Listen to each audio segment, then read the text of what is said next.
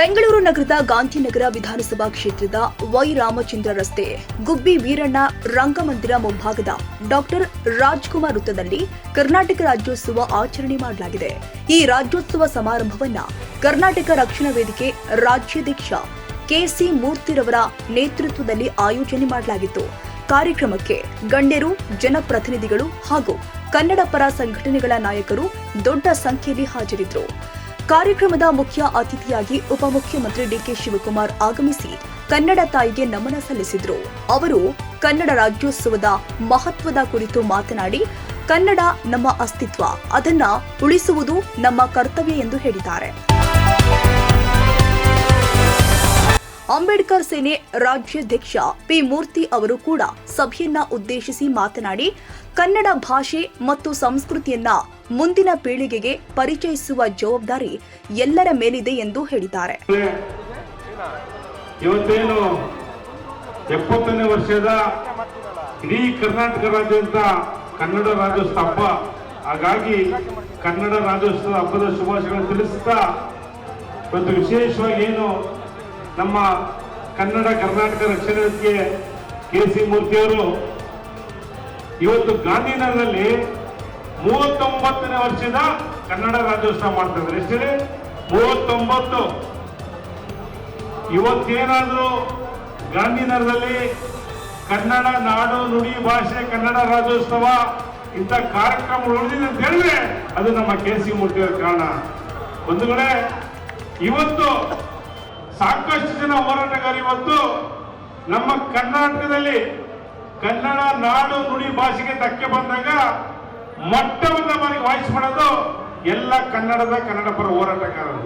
ಇಡೀ ಭಾರತ ದೇಶದಲ್ಲಿ 18 ಜ್ಞಾನಪೀಠ ಪ್ರಶಸ್ತಿ ಅದ್ಯಾವ ರಾಜ್ಯ ಪಡೆದಿದ್ದೇನೆ ಅದು ನಮ್ಮ ಕರ್ನಾಟಕ. ಹಾಗಾಗಿ ನಮ್ಮ ಕೆಸಿ ಮೂರ್ತಿಯಣ್ಣವರು ಇವತ್ತು ನಾನು ನಿಜ ಕೇಳಿ ಕಳೆದ ಬಾರಿನೂ ಹೇಳ್ತಾ ಇದ್ದೆ, ಇವತ್ತು ಎಲ್ಲಾ ಹೋರಾಟಗಾರರು ಬೆಂಗಳೂರಲ್ಲಿ ಬಂದು ಇವತ್ತು ಮನೆಗಳನ್ನ ಕಟ್ಕೊಂಡು ಚೆನ್ನಾಗಿದ್ದಾರೆ. ಆದ್ರೆ ನಮ್ಮ ಕೆಸಿ ಮೂರ್ತಿಯವರು ಇವತ್ತು ಕೂಡ ಬಾಡಿಗೆ ಮನೆಯಲ್ಲಿದ್ದಾರೆ. ಏನ್ ಹೇಳಿ? ಬಾಡಿಗೆ ಮನೆಯಲ್ಲಿದ್ದಾರೆ. ಆದ್ರೂ ಕೂಡ ಪರವಾಗಿಲ್ಲ, ಇಲ್ಲಿ ಹಣ ಆಸ್ತಿ ಮುಖ್ಯ ಅಲ್ಲ.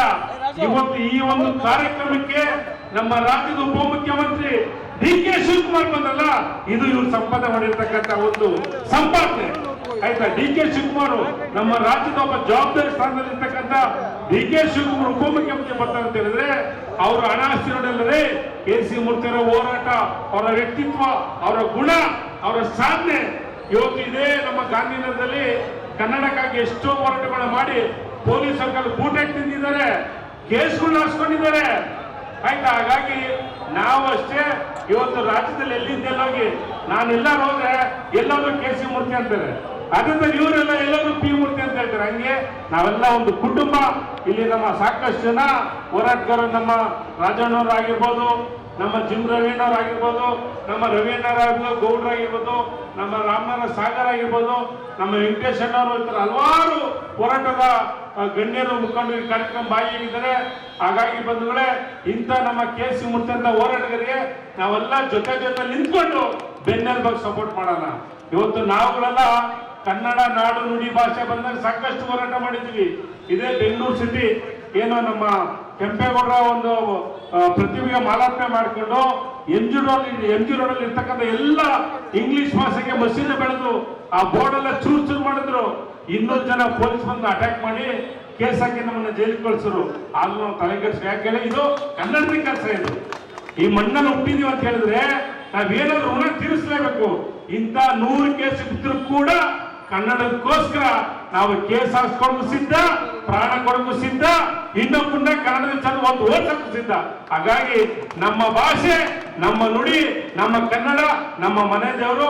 ಹಾಗಾಗಿ ಬಂಧುಗಳೇ, ಈ ಒಂದು ಕನ್ನಡ ರಾಜ್ಯೋತ್ಸವಕ್ಕೆ ಬಂದಂತ ಎಲ್ಲ ಕನ್ನಡಿಗರಿಗೆ ಒಳ್ಳೆಯದಂತ ಹೇಳ್ತಾ ನಾನು ಮಾತು ಮುಗಿಸ್ತೀನಿ. ಜೈ ಹಿಂದ್, ಜೈ ಕರ್ನಾಟಕ, ಜೈ ಭೀಮ್, ಜೈ ಅಂಬೇಡ್ಕರ್.